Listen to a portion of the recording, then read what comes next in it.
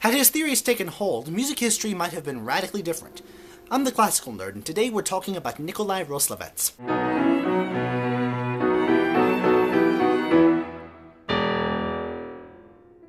Roslavets was born in the Ukraine, a place that he would later refer to as God-forsaken, in 1881.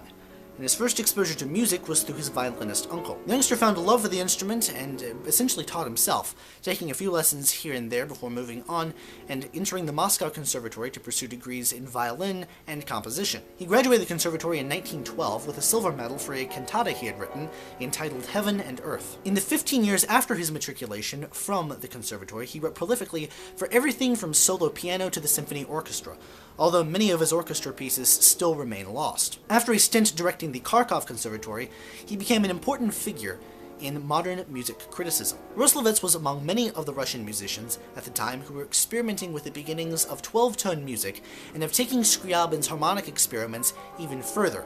But without a coherent system, they were essentially blind. Arthur Luray, who was later to become an estranged friend to Igor Stravinsky, experimented with 12-tone composition, as did Nikolai Obukov, who would later become known for his sort of idiosyncratic, unique notational style. But among this group, Roslavets was perhaps the most unique, because he came up with his idea of a new system of tone organization in 1913, the year after he matriculated from the Moscow Conservatory. This was meant to stand in for traditional tonality, as composers sought to emulate Scriabin on Russian soil, as well as the nascent dodecaphony of Schoenberg further west. This system led Roslavets to a sound world very similar to that of Scriabin.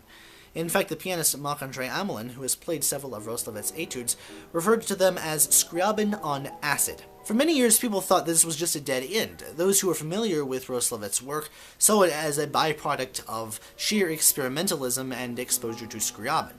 But now musicologists see Roslavets as one of the first, if not the first, atonal Russian composer. Those who knew his music at the time preached his conceptualization of new tonalities. They thought he was really onto something. Roslavets, like Schoenberg, believed that the notion that the composer must be guided by intuition alone would only lead to a dead end. Tonality, as it were, might be on the way out, but there need to be a comprehensive yet flexible set of new rules for the next generation. Priority is given to creative research, to the discovery of new laws of musical thought, Roslavets wrote. Roslavets explained that his system relied on synthetic chords, which consisted from anywhere from 6 to 9 notes. This set could then freely be transposed up and down the chromatic scale. This transposition meant that he was one of the few composers who felt it necessary to use triple sharps and triple flats in his works, much to the chagrin of your local pianist. Through using these chords, Roslavets could determine both melody and harmony, things that, interestingly enough, Scriabin thought of as aspects of the same thing. Tonality, in the music of Roslavets,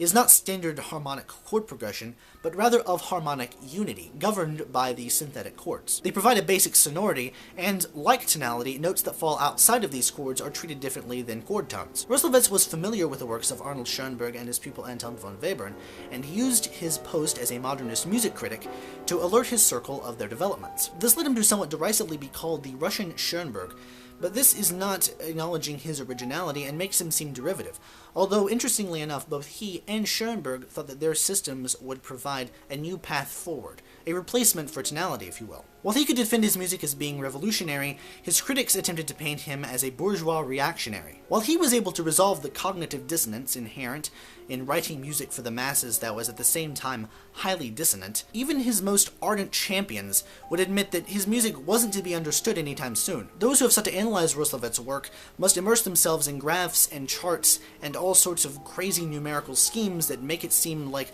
less of a music analysis and more of a page out of a higher-level mathematics textbook. Vladimir Lenin was okay with artists finding individual ways of being revolutionary with their craft, but Joseph Stalin was not, and beginning in the 1930s, the great crackdown on Soviet artists began.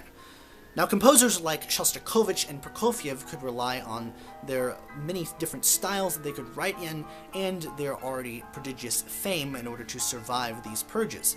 But lesser modernists, like Roslavets, could not. He was, in effect, totally scrubbed from history.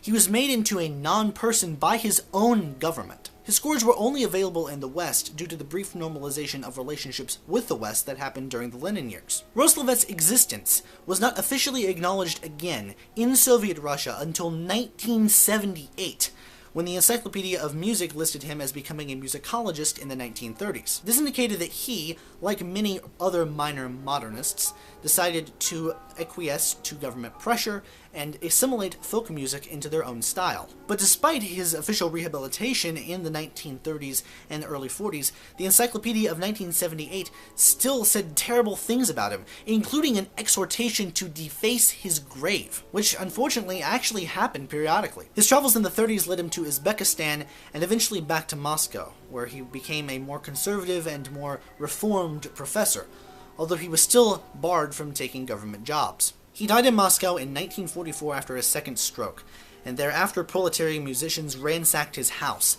confiscating and presumably destroying any manuscripts that his wife could not hide. Roslavets and his system remain one of the great what-ifs of music history. Had more of his music come into contact with the outside world, music history in the 20th century could have been radically altered. Who knows how different music would sound if more composers had adopted his style instead of, say, Anton von Webern, as the Western modernists of the 1950s took as a model. The revival of his music came in the 1980s, despite continuous banning by Soviet officials, and its unique style meant that performers who were looking for obscure, rewarding challenges could find something worthwhile to play.